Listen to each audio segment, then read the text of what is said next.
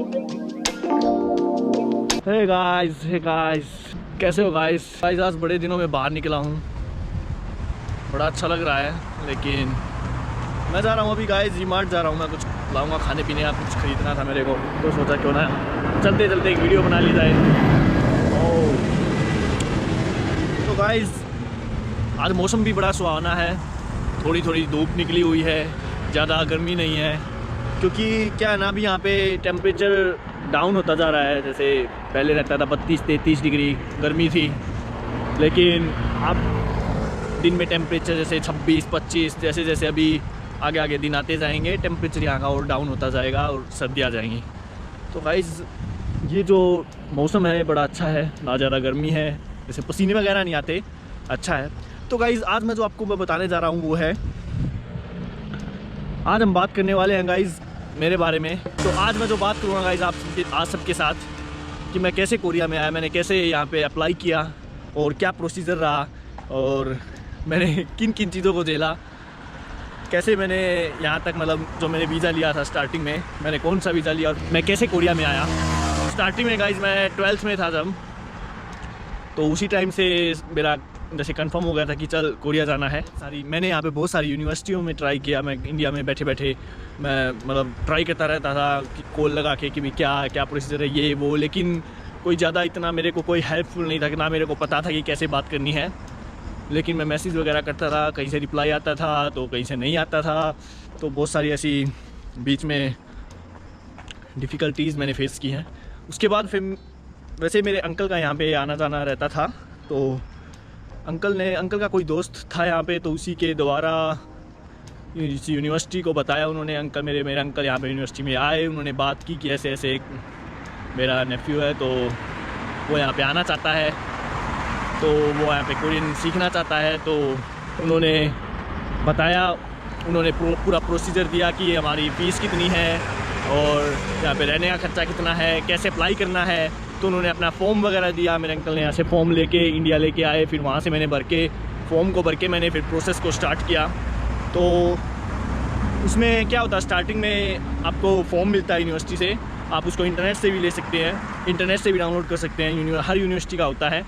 तो उसमें आपको सेल्फ इंट्रोडक्शन वगैरह, या फिर आप आगे क्या करना चाहते हैं, आपका जो फ्यूचर प्लान है वो क्या है, तो वो सारी चीज़ें उसमें आपको लिखनी होती हैं।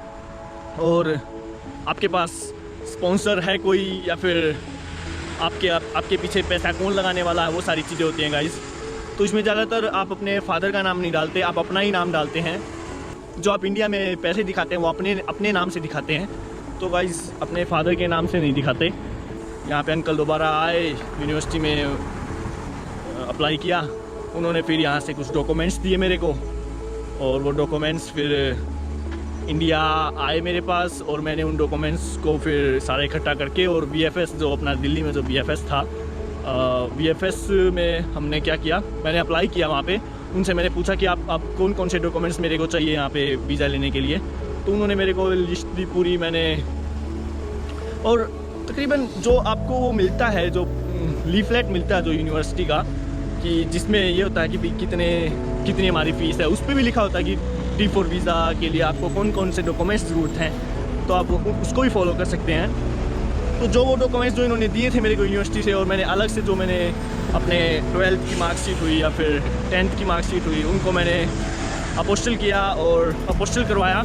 और जो अलग जो डॉक्यूमेंट्स थे, और मेरे जो जैसे मेरे फादर का और मेरा रिलेशनशिप हुआ, या फिर जो 12th की आपकी मार्कशीट है, वो स्कूल लिविंग सर्टिफिकेट वगैरह, या फिर बर्थ सर्टिफिकेट वगैरह, वो सारे डॉक्यूमेंट्स आपको क्या करने होते हैं, इकट्ठे करके उनको मैंने क्या किया, जो 10th और 12th से जो अलग जो डॉक्यूमेंट्स थे, जितने भी मेरे पहली से लेके और 12th तक के डॉक्यूमेंट्स इन्होंने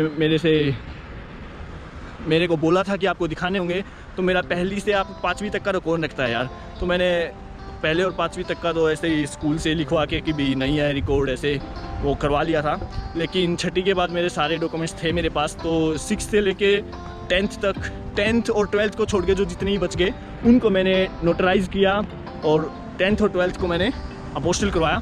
तो गाइज़ अपोस्टल कराने के बाद वो मेरे डॉक्यूमेंट्स और जो यूनिवर्सिटी से मिले थे उनको मैंने फिर VFS में अप्लाई किया।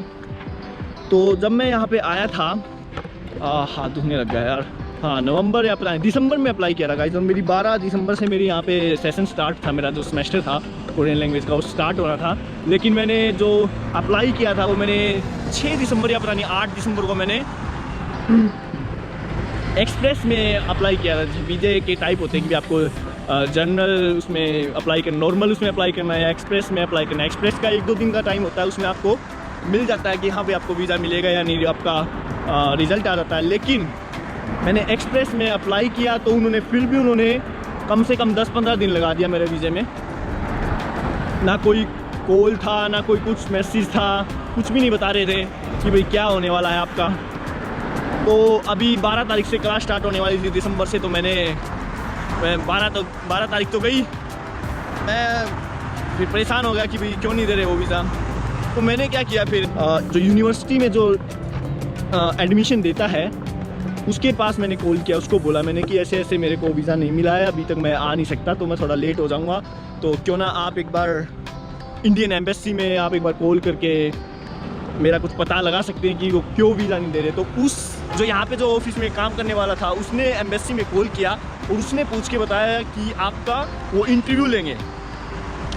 मैं घबरा गया गाइस, क्योंकि इंटरव्यू वैसे होता नहीं है, लेकिन अभी बोल रहा था कि वो आपका इंटरव्यू लेंगे, तो मैं बस घबरा गया कि क्या मेरा क्यों इंटरव्यू ले रहे हैं। तो फिर गाइस उसके 1-2 दिन के बाद मेरे पास मेल आया कि आपका इंटरव्यू है और आपको इंटरव्यू किस दिन के लिए देना है। तो मैंने गाइस अभी लाइट रेड है, मैं खड़ा हूँ यहाँ पे। तो गाइस मैंने इंटरव्यू की डेट सेलेक्ट की जल्दी से जल्दी और मैं गया इंटरव्यू देने के लिए। वहाँ पे मैंने देखा बहुत सारे, मैं अकेला ही नहीं था, बहुत सारे ऐसे स्टूडेंट्स जो D4 वीज़े में अप्लाई किया था जिन्होंने, और वो सब एजेंट के थ्रू थे गाइस। मैंने एजेंट के थ्रू अप्लाई नहीं किया था, मैंने डायरेक्ट सिंपल अपने वे से अप्लाई किया था।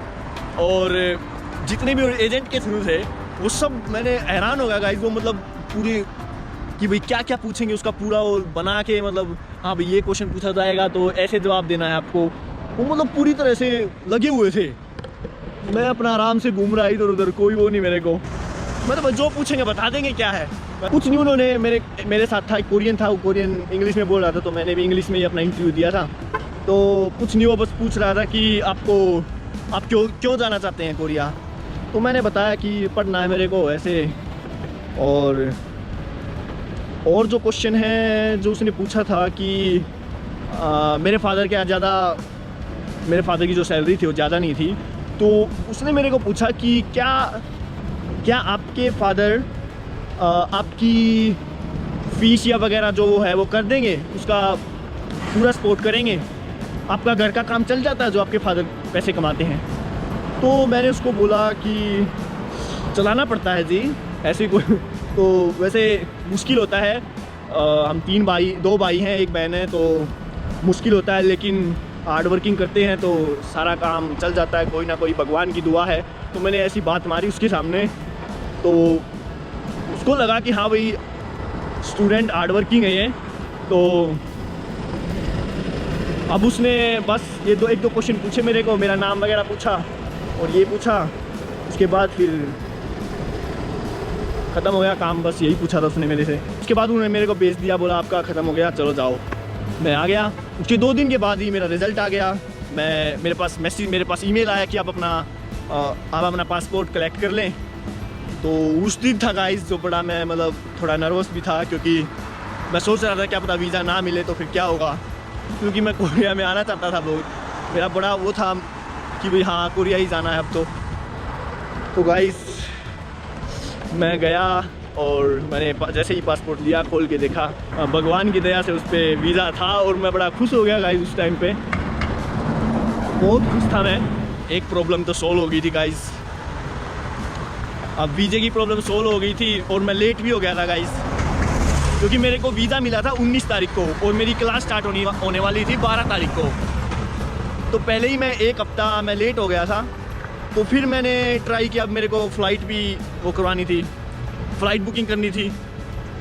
तो जो फ़्लाइट पहले मेरे को 12 तारीख से पहले, जहाँ से मैंने सोचा था कि हाँ 12 तारीख से पहले मेरे को वीज़ा मिल जाएगा, लेकिन अनफॉर्चुनेटली वो नहीं चला मेरा वो प्लान।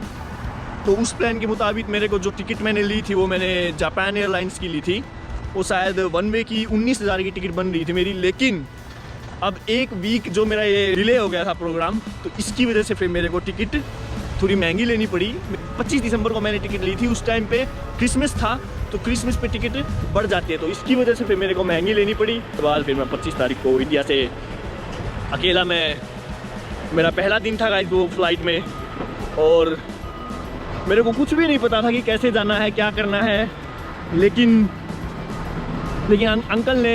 अंकल जैसे आते जाते रहते हैं कोरिया, तो बताया हुआ था कि ऐसे बस डायरेक्शन को फॉलो करते रहना, और जहाँ पे लोग जाते जाए उसी साइड में चलते जाना। उतरने के बाद, फ्लाइट से उतरने के बाद जिस डायरेक्शन में पब्लिक जाएगी उसी डायरेक्शन में तेरे को जाना है। तो मैं भी थोड़ा जैसे ऐसे लिखा तो होता ही है, अपने इंडिया में तो कोई प्रॉब्लम नहीं थी क्योंकि इंडिया में तो अपना इंग्लिश वगैरह में लिखा होता है, लेकिन कोरिया में भी मैं सोच रहा था इंग्लिश में लिखा होगा या नहीं लिखा होगा। तो पता चला कि वहाँ यहाँ पे भी लिखा हुआ था कि अराइवल्स, और फिर उसके बाद क्या क्या जैसे जो भी है। तो जब एक बार ट्राई करते हैं तो सारी चीज़ें हो जाती है गाइस। आपको भी बिल्कुल दिक्कत लेने की बात नहीं है कि मैं कैसे अकेला मैं कैसे जाऊँगा, भाई फ्लाइट हिलती होगी, ये वो बहुत सारी बातें होती है। जाना तो था ही, फिर मैंने वही लेनी पड़ी महंगी वाली। तो उसके बाद मैंने टिकट लेके मेरी 25 तारीख की टिकट बनी। उसके बहुत सारी बहुत सारी चीज़ें होती है जो आप सोचते होंगे कि कैसे होंगी, सब कुछ हल हो जाता है जब आप एक बार किसी चीज़ को करने लगते हैं। तो मैं अब दिल्ली से चढ़ लिया, कोरिया पहुंच गया मैं अगले दिन। तो दिल्ली से कोरिया की फ़्लाइट ऐसी होती है, अगर आप डायरेक्ट आएंगे तो शायद ऐसी होती है 7 घंटे की फ़्लाइट होती है। इंडिया में तो मतलब इतनी ज़्यादा सर्दी नहीं थी, मैं कोट पहन नहीं सकता था, लेकिन जैसे ही मैं कोरिया में बाहर एयरपोर्ट से बाहर निकला, क्या ज़बरदस्त ठंड थी यार, मतलब ऐसे ठिठुर गया था मैं, मतलब फिर मैंने कोट पहना, फिर थोड़ा सा हाँ भैया अब ठीक है। तो ये था गाइस पूरा प्रोसेस। तो मेरे को यहाँ पे कुछ नहीं, आप अगर डॉर्मेट्री में होगे तो डॉर्मेट्री में चले जाना डायरेक्ट। ये थी मेरी कहानी गाइस कि मैंने कैसे कोरिया के लिए अप्लाई किया। तो मैंने कोरिया में मैं अप्लाई करने के बाद कैसे मैंने किन चीज़ों को झेला। कोरियन लैंग्वेज कोर्स में मैंने अप्लाई किया था गाइस D4। तो इतने ज़्यादा दिन लगा दिए थे इन्होंने, मैंने कम से कम 1 साल मैंने वेट किया, लगभग 1 साल हो गया था। मैंने 1 साल मेरा ऐसे ही ड्रॉप हो गया था कोरिया के लिए अप्लाई करने में। तो कोई नहीं, बात बन गई थी, तो अब सोचा चलो अभी मेहनत करेंगे और मेहनत करके अपना खाएंगे। तो गाइस उसके बाद मैं जब स्टार्टिंग में मेरी जो फ़ीस थी वो सब पेरेंट्स ने भरी थी, उसके बाद फिर मैंने अपने आप करना स्टार्ट कर दिया था। जो दूसरे वाली फ़ीस थी मेरी वो फिर मैंने अपने आप ही भरी थी। तो गाइस आप भी भर सकते हो, आप भी काम कर सकते हो यहाँ पे, और कोई प्रॉब्लम नहीं है, कोई दिक्कत नहीं है, आप आराम से यहाँ पे सेटल हो सकते हो। तो गाइस आई होप आपको मेरी ये कहानी अच्छी लगी होगी। अगर आपको कहानी अच्छी लगी तो गाइस वीडियो को जितना ज़्यादा उसके शेयर करो, लाइक करो। मिलते हैं नेक्स्ट वीडियो में, तब तक के लिए बाय बाय।